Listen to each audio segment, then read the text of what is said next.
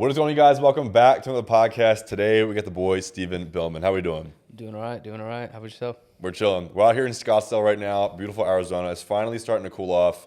And today I wanted to get Stephen on because he is crushing it with his rental arbitrage business as well as his funding, which we'll get into this video. But Stephen has a really interesting backstory, starting and living in a foster home to now making multiple seven figures every year. So Stephen, go ahead, jump into your story. Let the people know who you are. Yeah, so my name's Stephen Billman. You'll see my social medias as Stephen Bill Moss. Just a play on words. If you get it, you get it. But yeah, like Frank said, I grew up, my parents got divorced at a very early age. Not their age, but my age. And yeah, bounced from house to house. Actually, within like the span of like a year and a half, lived in like 14 different houses. And then ended up living in a foster home. I wasn't necessarily a foster kid, but I did live in a foster home because my grandmother owned a foster home and my mom couldn't afford to live anywhere else, so lived in the foster home. So from there, grew up, I guess you would say normal. I don't know if you call that normal, but from high school, while I was in high school, I got into entrepreneurship pretty early, from landscaping, mowing yards. I even got on the fidget spinner wave and started selling fidget spinners while I was in high school. Bought them for like a couple bucks a piece and then sold them for $8. That's where I got my first little taste of like the hustle. And then from high school, I didn't want to join college whatsoever, or at least I didn't think I was ready for college. So I had joined the Navy, the military, and it was not at all what I thought it was going to be. And after joining, when you get in the Navy, they put you on a ship, and the ship was like, your bed was like a couple feet wide. It smelled. It was super uncomfortable, just gross. And I ended up just living in the backseat of my truck. During that time is when I started all different kinds of side hustles, all the regular ones everyone tries first, like Amazon, drop shipping, all the e-com stuff. Even did like window tinting on cars and stuff like that. And then lo and behold, like you mentioned in the beginning, I discovered something called rental arbitrage because everyone wants to get into real estate. Everybody knows like their end game is real estate. If you're an entrepreneur, if you're just trying to build wealth, everybody knows that's where the end game is. But at the time, I was only 19. Didn't think I could get into real estate because I didn't have much money saved up. But I didn't have like phenomenal credit. I had decent credit, over 700, but it wasn't the greatest. I just didn't think it was possible for me to get into real estate, especially when it came to cash flowing real estate like multifamily or short-term rentals or hotels or anything like that. Did a little research on rental arbitrage, and if you don't know what that is, essentially it's where you rent a property from a landlord, and then you take that exact same property with the landlord's permission, you furnish it, get photos taken, and then you list it on two platforms like Airbnb, Vrbo, or you can keep it off of those platforms. You can rent out to traveling nurses, business professionals, families that need to be rehomed because their house caught on fire or flooded, whatever it may be. And where the money is you're just paying the monthly rent on the property. And why the landlord would let you do that is because you can keep up with the property and you can take care of it way better than a long-term tenant ever could. So you just pay the monthly rent, and you can expect to make anywhere from 2 to 4 times the rent and profit. So if the property is $2,000 a month, then you can expect to make $4,000 to $8,000 a month in profit, as long as you're doing it correctly. So me being the person I was, and still today, I've gotten a lot better about it. But I used to be extremely hard-headed, thought I could do everything myself, figure it all out myself, which I had no reason to believe that because I was young and didn't know anything or had been through much to think that. But I didn't think I needed a mentor. I didn't think I needed to learn from anyone. So I took what I learned from YouTube and took what I learned from Google and applied it, got my first property. After weeks and weeks and weeks of just calling landlords, trying to like just dial in my pitch on like how to pitch this business. And finally got a landlord to say yes, to a property that was in San Diego because I was stationed in San Diego, for the military. It was a 3-bedroom, 2-bath, set that property up and almost crash and burn the first month because I had no idea what I was doing. And I thought I did. I thought YouTube and Google was enough, and it definitely was not. So lo and behold, ended up getting a mentor, paid a pretty hefty fee at the time. I thought it was a hefty fee. But I'm glad I did, because something that I tell people now is if you're not willing to spend at least what you're trying to make on a monthly basis, if you're trying to make 20K a month, if you're not willing to at least spend 20K to learn or to get to that point, then you're not willing to do what it takes. So yeah, that first month almost crashed and burned and ended up paying for a mentor. And the second month did about $10,000 in profit, which was insane. It was the most amount of money that I'd ever made in a month. And keep in mind, it was so high because I was in San Diego. So the property was like a $3,000 or a little bit over $3,000 a month property. So that's why I profited so much. So yeah, from there, deployed to the Middle East while I was in the military. Hated it even more. Broke my ankle while I was over there. And now I'm out of the military, medically retired. So pretty sweet. And then while I was still in, scaled to where I'm at now because I just got out this year. I scaled to 17 properties, doing over 150K a month. And while I was in the military, if you know anything about it, it's a super tight-knit community. And so I started teaching people what I knew because everybody was asking me, what the hell are you doing? Like, I was a very low rank, so I shouldn't have been making the money that I was making. And so I started, I guess you could say, mentoring people and helping them build their businesses. And they started making a lot of money. And I was like, okay, now I'm kind of hustling backwards because I worked my ass off to make sure I'm making a ton of money and have a lot of time. And now I'm giving all my time away for free to teach these people and build their businesses. And that's where I got to the point where I was like, okay, I'm just going to build out what I have now, which is called B&B Syndicate, which is where like I build people's rental arbitrage with them or for them. So that's where we're at now.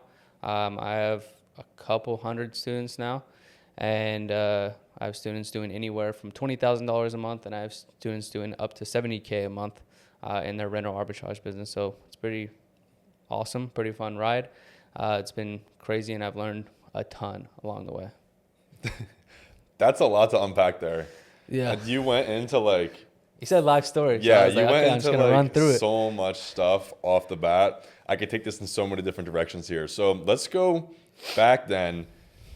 What was like your childhood in school for you to figure out like, all right, I don't want to go to college, because I can relate to that too. I never wanted to go to college. Mm-hmm. I went for a semester and a half and then I dropped out. But when you were back in your high school days, selling fidget spinners, as you said, trying to really get a taste of getting money, not going to school, how many times did you try something and fail? So I'm really good at taking things that are, I'm just like opportunist, I guess you would say. So like usually when people are failing at something, it's because they're doing something that's like hasn't been done before, which congrats to those people. But like I'm a firm believer in don't reinvent the wheel. Like when I started my landscaping business, it's just mowing yards and keeping up with people's yards. There's no like, I didn't have to create or figure anything out except for like getting good at mowing yards, and then just make sure that you have good pricing and you have great customer service. Then people will refer you and you start building that up. Something I didn't mention either at the time. I grew up like fishing like a ton, like couple professional fishing tournaments. My family, I mean, they all still live in South Texas, so all of them still fish like crazy. And I started building like custom fishing rods and started charging for that as well. So that was something that I got into that I enjoyed, that made pretty good amount of money. But when it was like during high school, there wasn't really anything that I had like truthfully, just anything that I tried that had like failed really. The only things I'd really done was sold the fidget spinners one time, mowed yards, built fishing rods. And other than that, I discount tire too. But there wasn't really anything that I had tried at the time because I wasn't trying to do anything new or create anything that hadn't been done. I was just doing things that I knew that were already working and gonna work. So nothing had really failed at that time. I didn't start failing at things until like I had gotten to the Navy and like I knew that I didn't like working a job. I knew I didn't want to go to college. And so I was like, okay, well, I got to figure out like what does work and like what even if I failed at it, doesn't mean it doesn't work. It just means like it wasn't for me, or at least I sucked at it or whatever reason. But I just needed to like fail as fast as possible. That's something I think that people are terrified of, is just failing, losing money, whatever it is. But the faster you can fail, the faster you can learn and figure out like what it is that does work. Because as long as you stay scared of like doing things that might fail, like then you'll never have the opportunity to win because you never took the chance to fail. I want to talk about more so right now about the military, because I know a lot of young guys that have actually come to me in the past and they're like, dude, should I go to college or should I like try an online business? Or I'm also thinking of just going into the military. And my immediate thought is to not go into the military, because a lot of people, I feel like, have the misconception of what it actually is. And you said that yourself a moment ago. So what was your preconceived notion of going into the military versus the actual reality of it? Yeah, so I thought it was gonna be something that's kind of like a new way of life. I got to like travel the world, stuff like that, and like that was like it at first. Like it was completely change of pace, like totally. I did get to travel quite a bit, but there's a lot of like really really stupid rules, and then you have to listen and like respect people that aren't very respectable people or aren't people that you want to listen to. It's like if a cop pulled you over and is like telling you what you need to do, but you know he's like a fat piece of shit who like cheats on his wife, like you don't really want to listen to that guy because he's not like a good person like at all. And then like there's a lot of people like that in the military. If you know anything about the military community, you hear the stigmas all the time about people like getting cheated on while they're on deployment, or they cheat on their wife or their husband while they're on deployment. It's just a lot of like unethical stuff that goes on in the military, but on the same like in the same sentence of like doing stuff like that, they expect you to like listen to them and like just respect what they have to say. And it's like, bro, you're not a respectable person. It's like hard to listen or respect you. Like there's very few people in the military that are like they're fit, they eat good, they're a good person, like they take care of their family. Like there's, in my opinion, there's not very many people that check all those boxes. I feel like I've heard a lot of stories that people say like it's a way easier to resent those people than respect them because of all the things you just said. And they have kind of like a power dynamic that the lower tier people really can't. You can't go head to head with them because they'll be like, yo, fuck off type thing. But now when you were in the military, I know you said you went over to the Middle East and you have some crazy videos of you flying over like the ocean and stuff like that. Yeah. What was one of the craziest experiences being over in the Middle East when you were, 19 and 20? So I deployed when I was 20 and 21. Okay. So that like 7-month time frame, or closer to 8 months. But the craziest stuff that I saw, I don't know if I could really talk about. I've seen some pretty crazy stuff. But like Russia invading Ukraine, like I watched that live. So that was pretty crazy. And other than that, like crazy things that happened, like I stepped in a hole while I was in Dukem, and broke my ankle. And another great thing about the military is like they're medical. And they were like, no, you didn't break it. It's just a sprain. 6 months later, I come back. Yeah, it's just a sprain. It's going to take a long time to heal. 2 years go by. I finally get an MRI. They're like, oh, the bone's healed, but you have 2 torn ligaments and 2 torn tendons. And now I'm 100% disabled. And I mean, I would do it again just because I'm getting paid every month till I die now. But that was totally on them. Like they could have definitely solved that problem and probably saved the monthly residual, the government a lot of money if they would have just fixed me and instead of left me broken. Because when you're on deployment, they don't want to send people home, and a broken ankle will definitely send somebody home. So they do like literally anything that they can. That goes back to what I'm saying, like the unethical stuff. Like instead of them like doing an X-ray or checking if it was broken, they were just like, nah, it's just a sprain. Like they didn't even check anything. They're just trying to dismiss it. Yeah, they gave me some like ibuprofen and an ice pack. It's like that's like the middle school days when you go to the nurse and they're like, get a fucking pack of ice. Yeah. For anything. Yeah, I'm like, dog, I'm not trying to just get out of this. Like it, like genuinely, like really fucking hurts. Like, yeah. I can't put any amount of weight on it. Like, and the only way that I could was have like a ankle brace that was like as tight as I could possibly get, and then put my boots like as tight as they could possibly go. Ooh. And then I could kind of like hop on it. I still couldn't like walk on it and like bend all the way, but. Damn. Damn. How long were you walking around with that?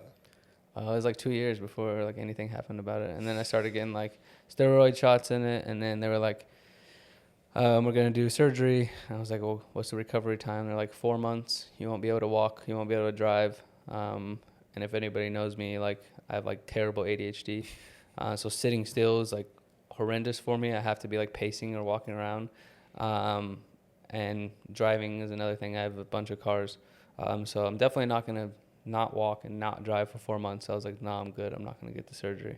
I'll just deal with the pain." Because like the like mini depression that I'd go into, not being able to move for 4 months would be like Worse in your mind. far worse than daily pain. Yeah.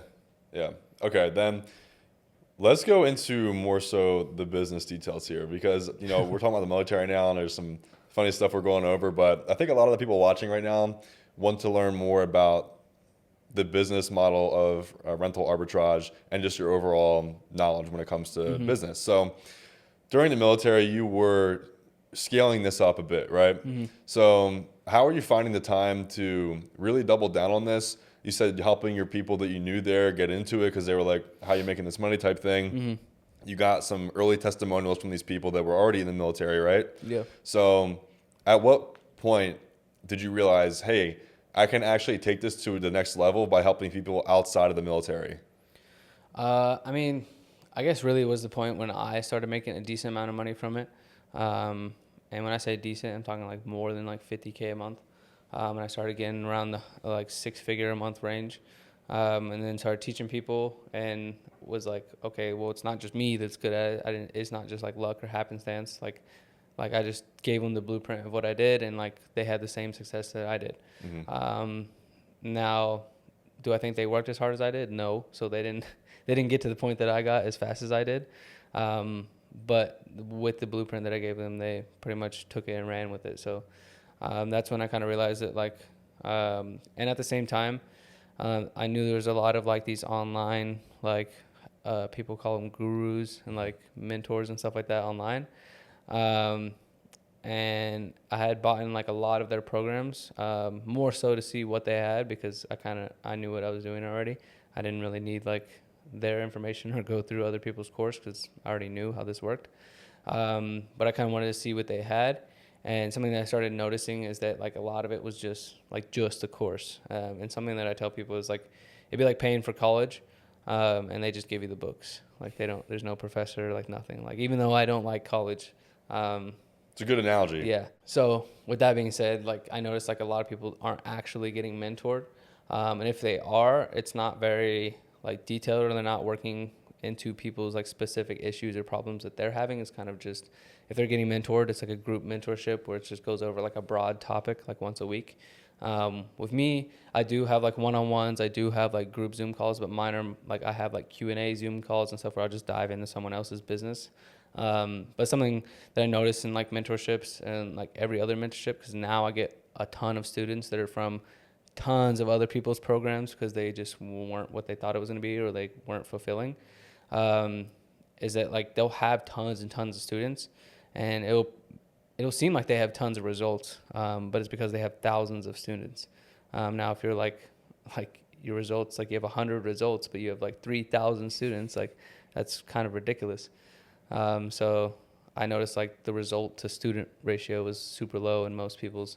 So I figured I would start building out, and have a program that's kind of like, not kind of, but exactly step by step on like how someone can do it and how someone can succeed in it. And not only that, but give them all the tools, resources, legal documents, access to my team for finding properties. And like you said, the funding, access my team so people could get access to like business funding.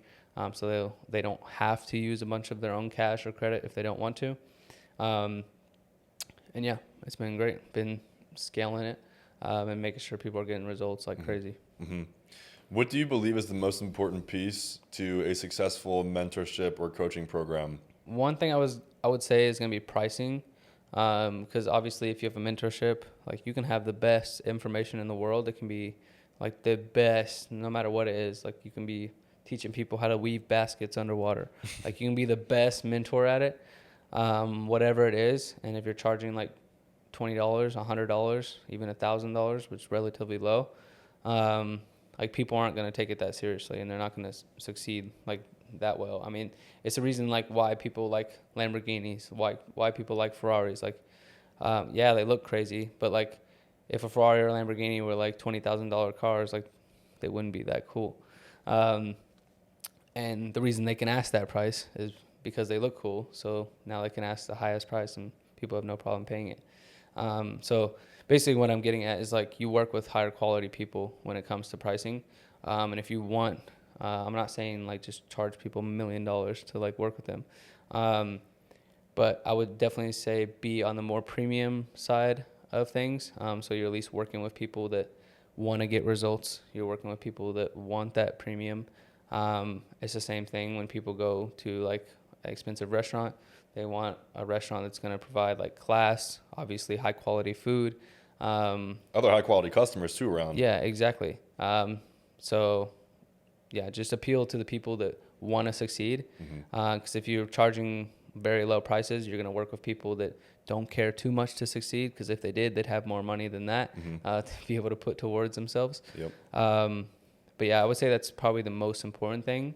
And then obviously to be able to back the price, actually have a system that can guarantee people results and make sure people are going to succeed. Yeah, and get them from A to B. Yeah. That's been done over and over and over again.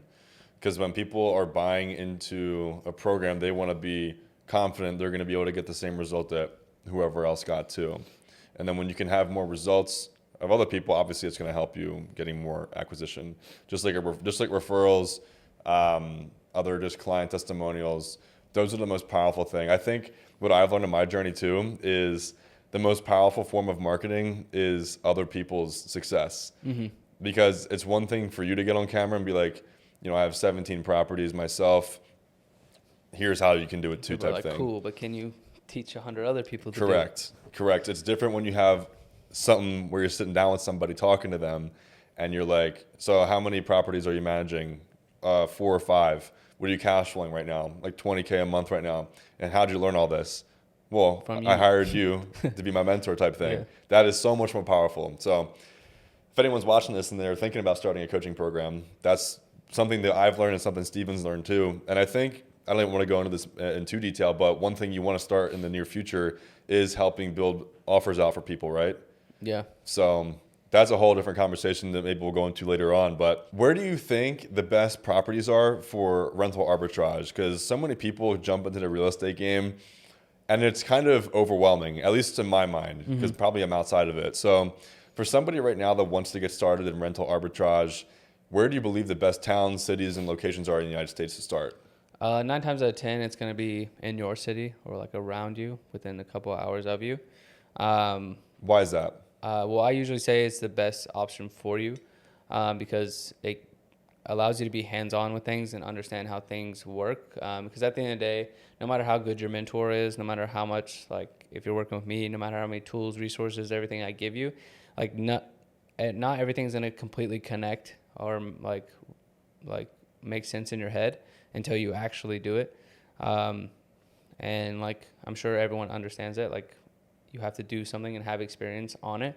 Cause I could literally like word for word tell you how to do the business from A to Z. And you wouldn't remember 90% of it until like you actually did it. So it's like reading how to ride a bike. Yeah. And then you go ride it and you just fall off. You're like, why can't I ride this bike? Yeah. That's because you've never done it. So yeah, I would definitely say in your backyard, not literally, but like in your backyard. As long as it's obviously like do the research, find out if it's going to be worth your time. Look at the market, something that you can do just off the top of your head, or not off the top of your head, but something that's like super simple to do. Use a platform called AirDNA. It's AIRDNA.co. You can drop an address in there. It will give you kind of an estimate of what the property is doing. I don't personally like AirDNA. I personally don't like using platforms that give me estimates either, because what it does is it takes every property in the whole market. And if you're listening and you don't know anything about business, in any business, 20%, the top 20% of any market, whether it's car salesman, whether it's rental arbitrage, whether it's sunglasses, the top 20% of companies or businesses or houses, whatever it may be, is going to eat up the bottom 80% of the market. So when you're looking at a platform like that and it gives you an estimate, 80% of that information is coming from dog shit properties. And It's being pulled up essentially. yeah, and I mean, if you're trying to do this, like I'd assume you'd want to perform in the top 20% so you can eat up the bottom 80% of like bookings or guests and stuff like that. So what I like to do is go on to Airbnb and find the top 20% of properties and look through those and see how well they're performing and see why they're performing. Now, the key to this is obviously going on to Airbnb, but don't look at the immediate dates. Don't look at today. Don't look at tomorrow. Don't look at this month. Don't look at next month. I would look 3 to 4 months out on, like, just when you're searching on Airbnb. Like, if you're in Phoenix, look up Phoenix and then put like January 25th to the 28th. Because if you put addresses anytime close to now, then all the good properties are going to be booked out because they're good properties. So they're not going to show up on your search. So if you put it far out, you'll be able to see all the properties that aren't booked. And if they're a good property and they're smart and they want to make a lot of money, they're not going to be booked out 3-4 months ahead of time. So then you'll actually be able to see the properties that are performing at the top of the market. And then you can click on their calendar and then you can scroll over to the current date and the current month and see how they're performing at this time. Because if you look at the dates now, you're not going to be able to see how they're performing at this time because they're not going to show up at all. And that'll give you a good idea of how healthy the market is. That was good. That was like some sauce right there. Yeah, I mean, I can go more into it, but that's like the easiest way to go about it because people, like all the time, the biggest thing I get, like, I guess you could call it an objection. People are like, isn't it super saturated? I'm like, dude, everything's fucking saturated. Like, what do you do for a job? They're like, oh, I'm a mechanic. I'm like, bro, saturated as fuck. They're like, oh, I'm a car salesman. Saturated, bro. Like, if it's a job and it's making money, if it's anything that's making money, it's saturated. If it's not saturated, it's because no one's doing it and it's not making money. There's probably a reason, yeah. Yeah, there's probably a reason it's not saturated. Like, there's like billions of entrepreneurs in the world. You think that if an opportunity was working and no one was doing it, like they would have already hopped on it? Yes, like obviously. Like Amazon FBA, drop shipping, like stuff that I failed at. Like, and I know people that are making tons of money from that stuff. Like, yes, it's saturated, but still, like I said, at the end of the day, the top 20% of the market is going to eat up the bottom 80%. So unless you're concerned with the bottom 80% or you plan on performing in the bottom 80%, then like saturation shouldn't be an issue for you. And my opinion on saturation is it makes it easier to perform in any business model because now the stats are already there. You can see who's performing in the top 20%. You can see who's performing in the bottom 80%, and you can see exactly why they're performing in whatever percentile it is. So you can take that knowledge and apply it to your business before starting it. It could be any business. If it's a landscaping business, you can see, like, look up on Google landscaping businesses. Okay, why are these businesses on the 10th page of Google with shitty reviews? Like, see what their reviews are. Don't do what they did, and then do the things that the top 20%. Yeah. So it's like pretty easy to do. In my opinion, I like saturation because it makes it easier for me to perform and outperform. So, what are some of the biggest misconceptions people have when learning more about Airbnb and rental arbitrage? Like when they come to you, they're like, oh, I got to do all this stuff, and maybe any limiting beliefs they may have. What are some of the most common things? I think the biggest one is the first thing I said, like saturation. Bullshit excuse doesn't exist. Just get better. 2, why would a landlord ever let you do that? Or they would say a landlord would never let you do that. I'm a landlord. I would never let you do that.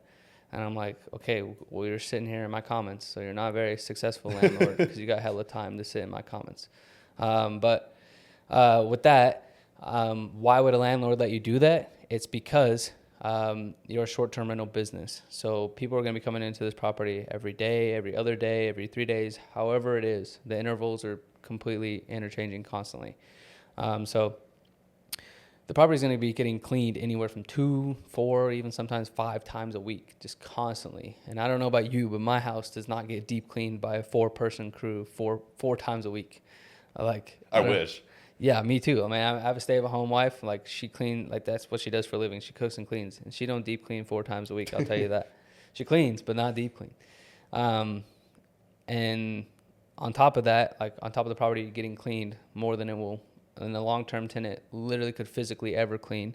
And I guarantee that if they are deep cleaning 4 times a week, it's not with a 4-man crew. So it's not like as efficient. Second thing is that you're running it as a business. You're not living there. It's not a house. So if like a kid puts like a hole in the wall, you're not gonna be like, oh, I'll figure it out because I got to go to work, whatever. Like it's actual business. So you got to keep the property like as clean and upkept as possible because you want to make more money. You want to have better reviews so you can make more money and charge more. So it's only in your best interest to keep that property as best looking and as clean as possible if your intent is to run an ethical business that's making a lot of money. So once the landlord understands that, and on top of that, you're running it as a business. So you're going to be paying rent every single month on time because you're not living there. Your income isn't relying on like your 9 to 5 to pay the bills. And even if you can't afford to pay the rent or you just don't want to pay the rent, there's not going to be a huge like dog fight in court for like an eviction process or squatters because again, it's a business. You don't live there. So they're not going to have to kick you out of property that you don't live in. You're just going to have to take all the furniture out and move it to another property. And then the next thing that I find is super huge is that when you're working with the landlord, that you'll continue working with them. So like if this property works out and if it's one of those landlords that has tons and tons of properties, now you have solved their problem of having a new tenant, and tenant turnover is the biggest issue with landlords because every time a tenant turns over, it's a long-term tenant normally, and they got holes all in the walls, there's dog piss, there's stains all over the carpets, all that kind of stuff. Yeah, and they got to fix the property, they got to repair everything, and then they got to put it back on the market, and then they got to go through hundreds of people, run their credit, run their background checks, all this BS that they got to do every single year, every time somebody turns over. Now, if they're working with you, now, because you're running a business, you just want to make the most money possible. It's only in your best interest to sign longer leases. So for me, I'll sign a 4 or 5 year long lease. And if this landlord has 10 more properties, like I'll continue to keep picking up all their properties. So now I've solved their problem of tenant turnover and having a reliable, trustworthy tenant. And they've solved my problem of picking up properties that are actually going to be worth my time and going to be profitable. So it's a win-win situation. Mm-hmm. I feel like that was really good for breaking any limiting beliefs or kind of fixing any misconceptions that comes along with the business. Yeah, I've done this a lot, and I've talked to a lot of landlords over the phone. So like, what do you think then are some like of the main negatives to it, or like things to be weary of getting into it? Because everything has like its own like risks. rental arbitrage. Yeah. Something that I like to stay away from is apartments. I talk to a lot of people. They're like, oh, I talked to so-and-so on Instagram, or I have this mentor from Instagram. They're telling me I should get 5, 10 apartments. And I'm like, cool. You can totally do that. But like, it takes 4 or 5 apartments to make the ROI that one single family property does, or one single family home. And another thing I don't like about apartments is they typically don't have a front yard or a backyard. So it's like, you can't add amenities to your properties that make the value up, right? To like charge more nightly. So like the easiest way, and this is like a super, like this is sauce right here. Like the easiest way to charge more is literally find the top 10 properties in the market, find what amenities they all have, copy those amenities, and then add an amenity that none of those have. And now you can charge more than all of those because you're in your own. You got everything else plus one. Yeah, your own league. You're in your own league of like stuff that you have. And with apartment, like you can't add like a hot tub if you wanted to, or like a cornhole boards, or like anything like that. Putt, any of that. Yeah.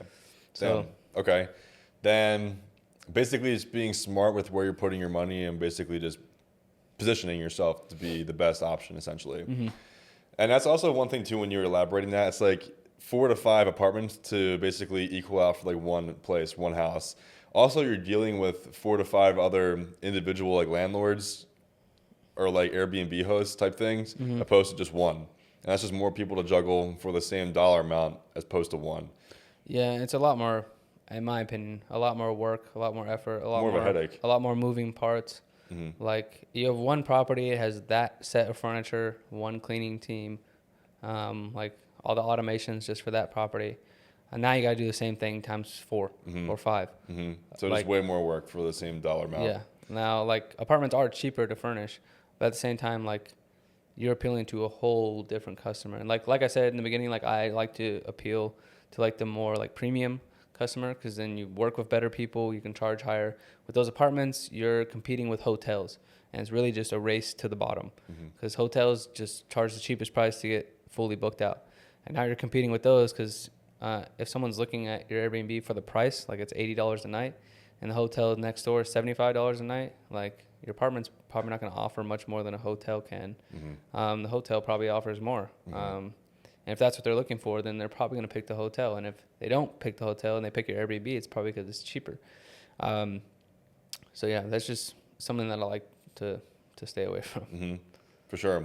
I want to go into more so now the funding side, because personally, this is something I didn't know about just a few months ago. Yeah. And I believe it's something super powerful for anybody that has any credit at all, I feel like, or any source of income for the most part. Of course, like their limitations are going to be lower, but you can essentially get business line of credit in a way, or business funding, I should say, with 0% interest for 12 to 18 months, depending upon the credit card. So somebody, in theory, can get approved for $100,000 at 0% APR for 12 months and put that money to use for business purposes, which is crazy. You're unlocking so much leverage with none of your money up front in a way. So do you mind going into that more? Yeah, it's crazy how many people like don't know this exists, or like even if I do tell them, don't even believe it. Like even when we like first met, we were out to dinner and like you had never even heard of it, and I explained it to you and you're like, no way. And I was like, no, it's real. It definitely exists. But yeah, like you said, essentially how it works, you can get credit cards, business credit cards after you set up your LLC, after you get everything set up and dialed in. I do this with all my students to make sure that they have their LLC set up correctly and dialed in correctly so that they can get large amounts of funding. The first time we go through funding with someone, we can get up to $200,000 in 0% interest business credit cards. Now, that's not typical or average. I would say average is somewhere in between $75K to $125K. That's like where 90% of people land. Now, working with me, like working with my funding team, I will say this year we've done about $40 million in 0% interest business credit funding. So one of the biggest in the world.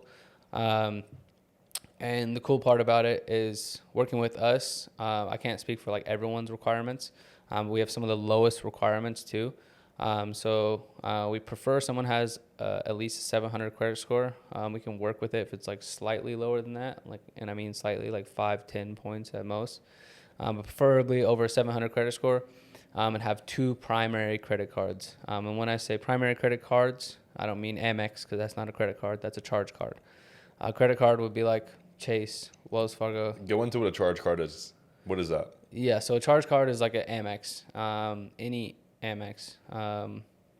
So a charge card is if you have an Amex and you go on the Amex, it says like no limit. When there is like a limit there, that's not listed, because I promise you, someone that like spends 6 figures a month like me on an Amex, I promise you my limit is far higher than someone that makes $5,000 a year or $5,000 a month. That'd be so down bad. Yeah, if someone makes $5,000 a month, I promise you my limit's far higher, but it's still going to say no limit or no spending limit. So with that being said, charge cards don't report onto your credit as far as not the main inquiry, obviously that reports, but the utilization and like what your limit is, like none of that reports on your credit. So like even if you pay your Amex off like every single month, another thing with charge cards, you have to pay them off in full. You can't spend $10,000 on Amex and pay it off $100 a month, depending on what it is. Like mine, like I can pay like a minimum on mine, but if you were to get like Amex and then max it out right away, like they're gonna expect you to pay it all off in full. So yeah, and it doesn't report to your credit. The utilization doesn't report to your credit. So when I say you have to have 2 credit cards and not a charge card, is because the charge cards don't benefit like your credit whatsoever. Like I do think Amex's are the best credit cards to have and to utilize, but they're not great as far as building your credit report out. So back to requirements. To have at least a 700 credit score, 2 primary credit cards. Those are regular credit cards that that have a report date, have a statement date that you have to pay off every month. and each one has to be a minimum of $2,500 limit each, preferably together. You have to have over $5,000 in total. If you're over $15,000 in primary credit cards, then even better. Now the minimum is 2. You have to have at least 2. And then from there, have an LLC set up. Have it set up like completely. Don't just like go online and like apply for it and like that's it. Like have your LLC, have your EIN, have your Dun & Bradstreet, set up your LLC, your business website, email, phone number, all that stuff.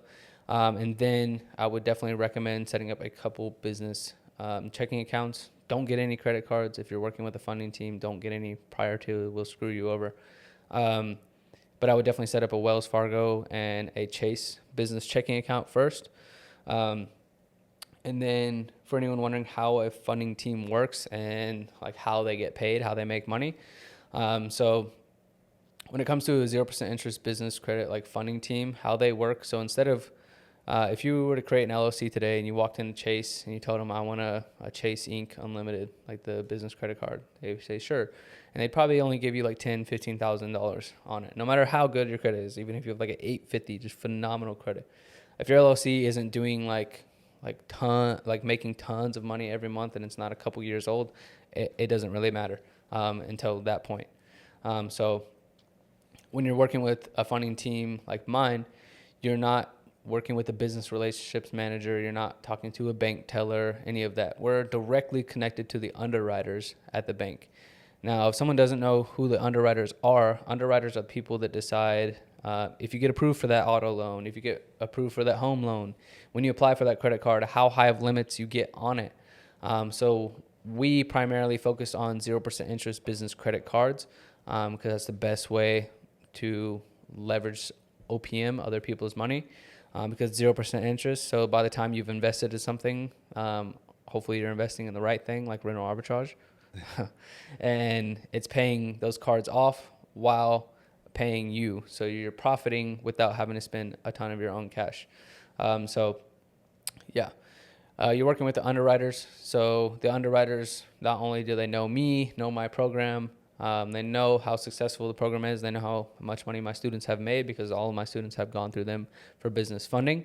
And cool fact about B&B Syndicate, I've never had a single student lose money or fail. So it's pretty crazy stat that I would like to keep. But yeah, that's pretty much how the funding process works. Once you meet requirements, have your LLC set up, you'll go through a whole like funding process where they do like a qualification, make sure your credit's dialed in. I mean, you're going through it right now with my team. It's pretty easy. Yeah. And then I think you're at like 60 grand now. Yeah, something like that. Yeah, in funding. So that's freaking awesome. But yeah, you'll go through a qualification like process and then they'll dial in your credit, make sure it's the best that it can be. And then they'll start sending out applications to all their underwriters. And then once they receive those back, they'll send the cards to you. And then from there, all funding teams charge a success fee, which is a percentage of whatever you get approved for. Now, most of them charge anywhere from 15 to 20%, which I think is ridiculous. We charge 10% success fee. So if someone gets approved for $20,000, then we would charge $2,000 success fee. Or same thing if someone got approved for $200,000 in 0% interest business credit through us, we would charge them 20 grand because that's 10% success fee. Now, if you don't know anything about like funding or getting access to money to like build businesses, that is far well worth it. Because if you were to do it yourself, you might get, like I said, like in between 15, 20, maybe up to 30 grand if you have a couple cards, which isn't very useful when it comes to... And they have APRs. I mean, even if you were to do it yourself and get 0%, which you could, you wouldn't get very high limits. And when it comes to like building a 6-figure business relatively quick, like it's hard to do it with not a lot of capital. Mm-hmm. So like me, I would pay that 10% fee like all day, every day. If it means like getting access to 20K versus access to 100K, then that's well worth it to me. Same with me. That's why I did it. Yeah. It was like a no-brainer because you're going to make that back, hopefully, very quickly. I mean, I wouldn't go through funding. Like, if you're working with me, you're obviously going to go through rental arbitrage. And like, I'm already going to give you the plan and the blueprint to make sure it works. But if you're going through some other funding team and you just want funding, then I would make sure you have a plan and a business to put it into before you go through, because that clock is going to be ticking on that 12-month or in between that 12 to 18 month of 0% interest. Now I've seen too many people online that are like credit repair gurus, and they do funding for people, but they don't teach people what to do with that money whatsoever. So they get their credit repaired, they have good credit, and now they have $150,000 of 0% credit, and now they have nothing to put it into, and they paid that company 15 to 20%, and that time is ticking, and the 0% runs out, and now they have to pay that 20K back or 15K back, whatever it was, to the funding team, and they never had a business to put it into. And yeah, they didn't have a mentor to teach them, so they're too scared to put it into any business. And it just sat there, and now they have to pay off 20K. On top of the original. Yeah, all because they wanted the funding and they didn't have anything to put it into. So all that stuff sounds amazing, like 0% interest, business credit, like phenomenal, great, awesome thing. But don't get it just because it sounds cool or you want access to $200,000, unless you like for a fact like have something that you want to put it into and are going to put it into and have like a plan built out for that. Otherwise, it makes no sense, and you're just putting yourself into debt and for no reason at all. Exactly. This is going to be a complete shift of conversation. I was thinking about it when you mentioned it, I don't know, probably 15 minutes ago. Oh. You mentioned your wife. You guys got married after 19 days of knowing each other. Yeah. How and why? I was home. I went home on leave in South Texas. No, we didn't go to the same high school together. No, we didn't know each other growing up, nor had we ever heard of each other, seen each other, knew any mutuals, anything at all. But anyway, I was at my parents' house, and one of my buddies who I was in the Navy with ended up being in the same town that I was in. And he's like, yo, let's go out tonight. And I was like, cool, come pick me up, because I was on leave and I didn't have a car. And he was with all his friends, so he had one of their cars. He came and picked me up. He's like, hey, we got to stop at these girls' house. Like, it was like 3 or 4 girls that like lived together. They had their own house. And I was like, cool. He's like, we got to stop by there. And then we're going to go to the club. And I was like, cool, sounds good. And I walk in the door, and it's like my now wife yelling at her sister about how like she needs to hurry up and get dressed so they can go. Then I walked in the door, and like she turned and like totally forgot what she was saying, like mouth wide open. And she turned around and like walked back down the hallway. She looked like super embarrassed. And I was like, that was weird. And I walked back out, and he's like, dude, she has a thing for white guys. I was like, whatever. End up like going back in, just awkwardly like sitting on the couch, didn't really talk to any of them. Went to the club. I'm from a pretty small town, so everybody knows me. The owners of like all the clubs know me. So I ended up going into the club, and the owner of the club is there. He put me in like a section, and then he like brought a bottle and stuff to me. So I wasn't even like hanging out with all the girls and the guy that I had came with. Because I knew a bunch of people. I mean, it's my hometown, it's a small town, so everybody in the club I probably knew or close to knowing. And I was just hanging out, and yeah, that was kind of something I left out. When I walked in, usually it's like the bouncers. I know like all the bouncers, or I'm related to them or something. But this time it was a new bouncer, and I did not know them. And they put M's on my hands for minor. And I was like, what the hell? I was like, that fucking sucks. And I could obviously tell that she had like a crush on me. So I was like, okay. I was like, let me see if I can get her to give me her wristband, because my wife is 3 months older than me. So she had just turned 21 when I was 20. So I walk over to her, and I'm just like sitting there for like 10, 15 minutes, just grilling her, trying to convince me. I'm like, you're a girl, come on. Like, they're just going to give you a new one. Like, they're not going to like get mad if like you lost yours. I was like, but if I tell them, like, you're getting kicked out. Yeah, it's going to be a whole different thing. And so finally I convinced her to give me her bracelet. I go to the bathroom, like wash the M's off, put the bracelet on, go back to where like the section that I'm at doing my thing. And then my buddy who was in the military with me that invited me out, he's like, hey, she wants you to go over there and hang out with her. So like, I was like, okay, whatever. So I went over there, bought her a beer, and then we ended up talking and hanging out.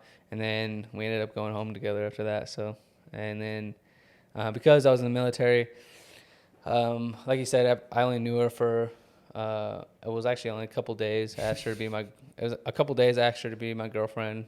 And then had to go back to San Diego because I was on vacation leave. And like obviously I missed her, she missed me. We hadn't known each other long enough to like love each other or anything yet. But yeah, we figured like the best way to go about it is like she had all the qualities that I lacked. I had all the qualities that she lacked. Like if anything, we'd be really good partners. Like we'd work well together. And pretty much like asked her like, would you want to get married? And, like crazy enough, she was like down. So I flew her out to San Diego. We had like a tiny like it wasn't even like a courtroom. It was like one of those like I don't even Back office. Yeah, I don't know what the hell you call it, but it was like yeah. It was in like Alhambra, California. And yeah, we got married there. It was none of my friends or anybody was there. It was like her grandma and her best friend and her sister were there. And that was it. And I was in like jeans and a button up, and she was in like just like a short little white dress. Yeah, we got married after 19 days. Shortly after, I deployed to the Middle East, so like still didn't really know each other very well. So we were just emailing back and forth for 7 months. Emailing? Yeah, knowing each other. And a lot of those times I didn't have service, so I couldn't even email her for like weeks at a time. So a lot of trust involved, obviously.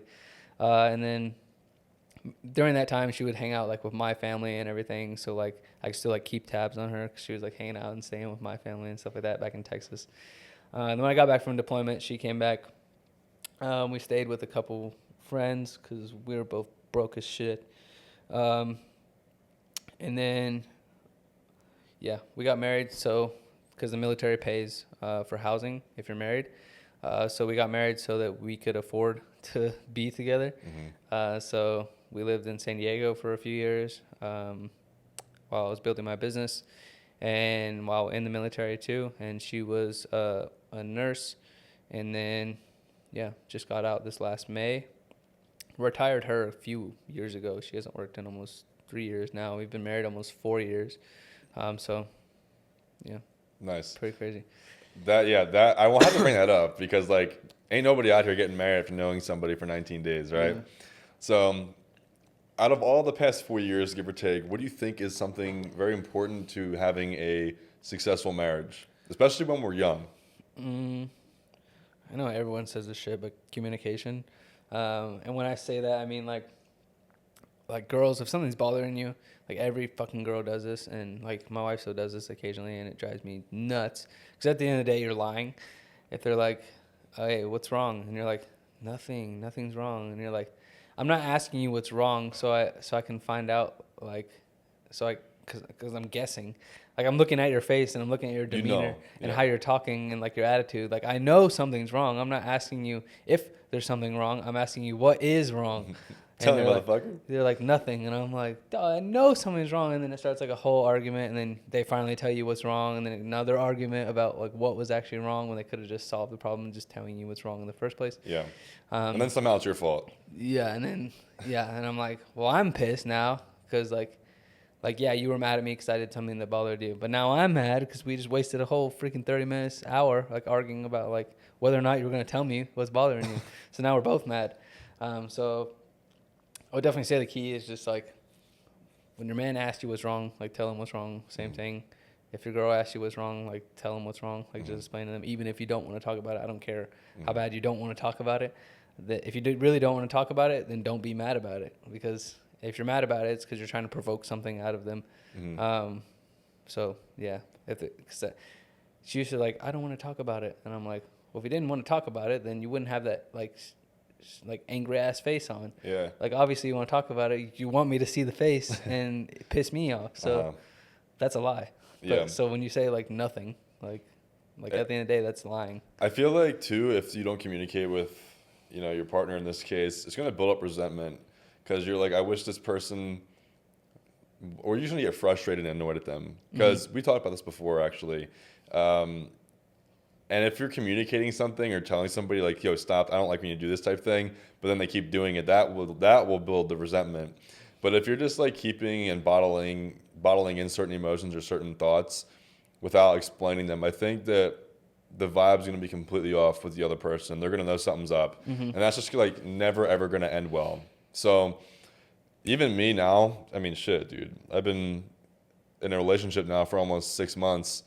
And something that I've learned, I think, is figuring out the problem right there and actually talking about it. So going back to communication, right? Yeah, she finally got used to it because I was like, she's like, I don't want to talk about it right now. Let's talk about it later. I'm like, Yeah. I was like, well, that's just never gonna work. Mm-hmm. Like, if I find out something's wrong, I'm gonna figure out what's wrong right Mm-hmm. now, and I'm not gonna stop until I figure out what's wrong and we fix the problem. Exactly. I was like, otherwise, like, you can be ready in 3 hours, but I'm just gonna be right here pressing your ass for 3 hours till you tell me what's wrong and we figure this out. Exactly. Because I don't want to have it sitting on my conscience like, oh, what could it be? What could it be? What Yeah. could it be?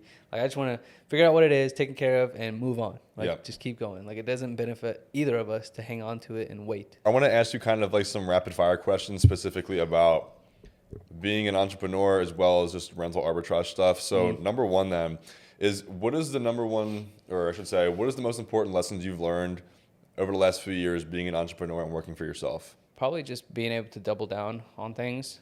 People will have something that's working, and the reason they're not making more is because they're just not spending more or not doing more. It's like if I got my first rental arbitrage property and it's making like $10,000 a month, like, cool, I'm making $10,000 a month. Like, literally all I have to do is replicate that, like, double down, double down, double down. Now I'm making more and more and more and more. And people are scared to do that because obviously now you have more risk involved, more money involved, more like all of this involved, which like whatever. But yeah, that's something that I think is really big. And another thing I think is just consistency for sure. Because people will go, like, you hear like so much stuff about motivation on the internet, which is like total bullshit. Like, I would not be where I'm at today if I woke up in the morning, I'm like, yes, can't wait to crush this, can't wait to get more properties, can't wait to work with my students. Not more than 3 days in a row has that ever happened. But just being consistent and sacrificing, like just making a plan the night before for the next day and executing that plan, regardless if you wake up with a cold, regardless if you're hungover, regardless if you feel like shit. Like at the end of the day, the stuff needs to get done and you need to do it. Because success doesn't care how you feel. Money damn sure doesn't give a shit how you feel.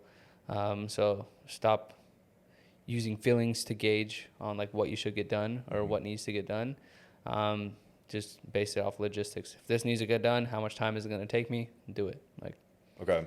Next question then, and immediately I'm like, okay, earlier on you're talking about pricing and stuff and charging a premium price. So along your journey, how did you find your sweet spot of pricing and also kind of attracting your ideal client to work with?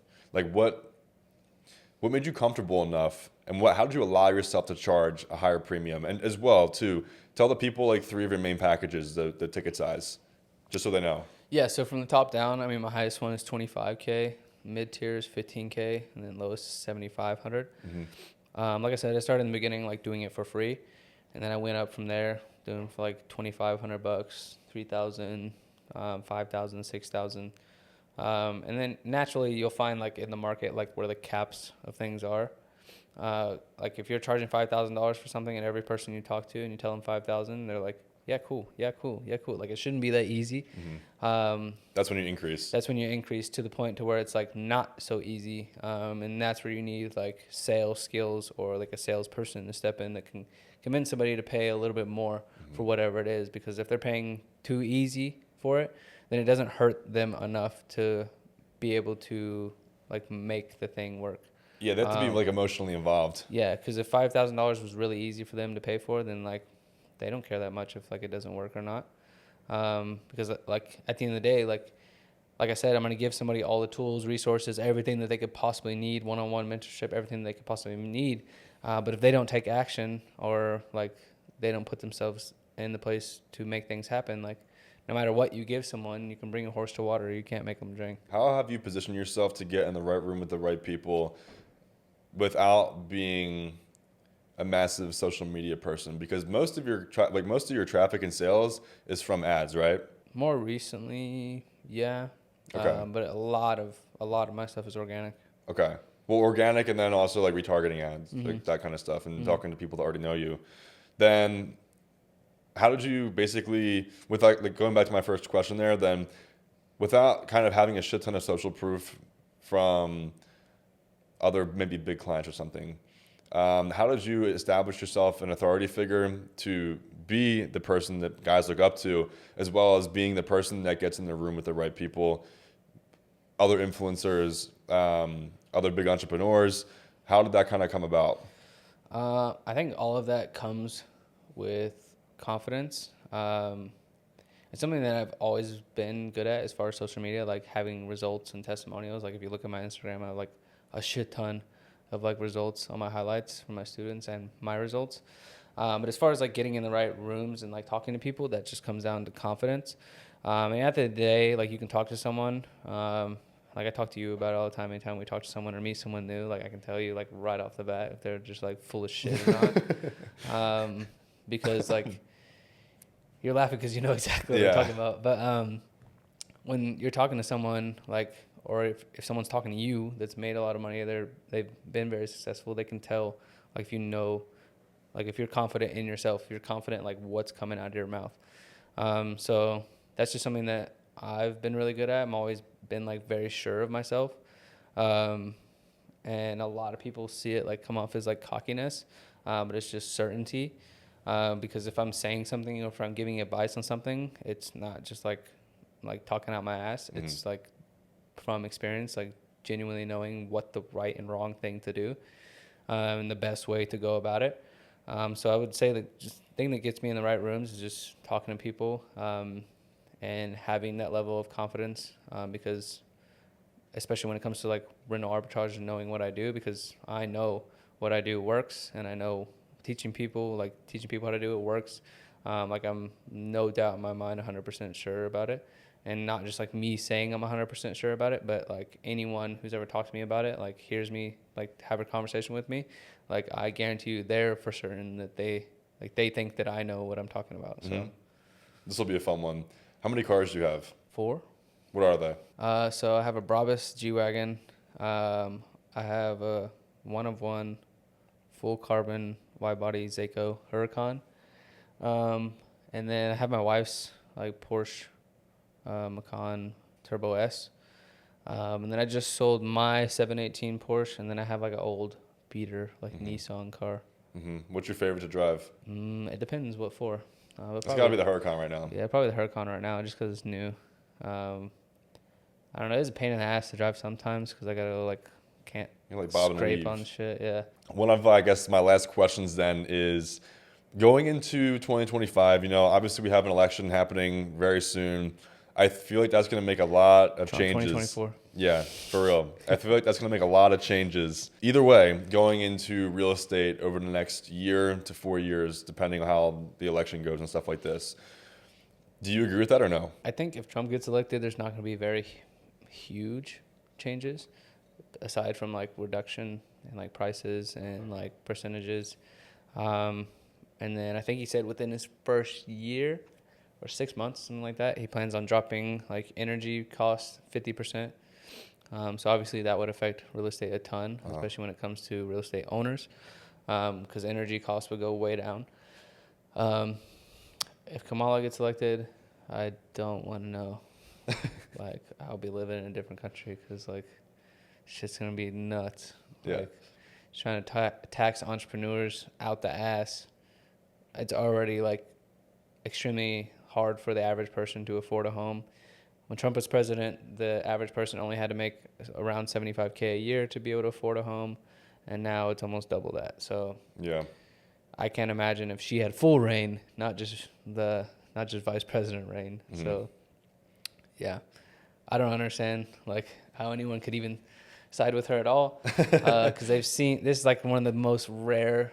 It's only happened one time ever in like U.S. history where you could see like the proof in both people's pudding. Yeah.